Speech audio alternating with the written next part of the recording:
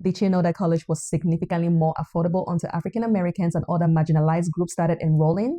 Happy Black History Month. Welcome to the history of college affordability and racial disparities in the U.S. 101. In the 19th and early 20th centuries, most colleges in the U.S. were private and catered almost exclusively to wealthy white men. Some public universities like the University of Virginia, founded in 1819, and the University of North Carolina, founded in 1789, were more affordable but still largely inaccessible to Black Americans due to segregation and discrimination. The Servicemen's Readjustment Act of 1944, GI Bill, was one of the most transformative policies for higher education. It offered tuition and living stipends for returning World War II veterans, leading to a massive expansion of college enrollments. However, Black veterans were systematically excluded from many benefits due to the Jim Crow laws in the South. Predominantly white colleges either denied Black applicants or had strict quotas, forcing Black students into unfunded, historically Black colleges and universities. Banks and local governments often refused to approve home and business loans for Black veterans,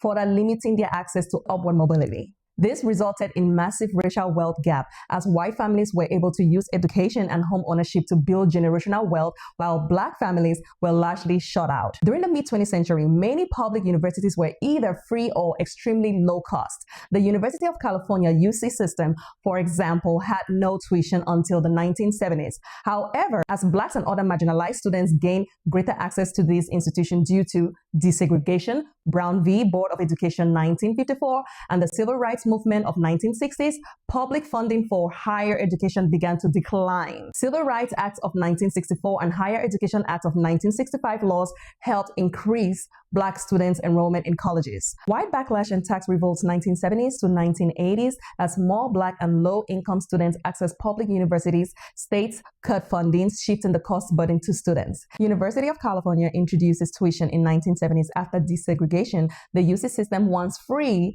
introduced tuition fees, a trend that spread across the country. By the 1980s, under the President Ronald Reagan's policies, states drastically cut higher education funding, leading to skyrocketing tuition costs. This disproportionately impacted low-income and Black students who historically lacked generational wealth due to systemic racism. Today, Black students are more likely to take out loans for college, graduate with higher levels of debt compared to white students, face greater difficulty repaying due to racial wealth gaps and employment discrimination.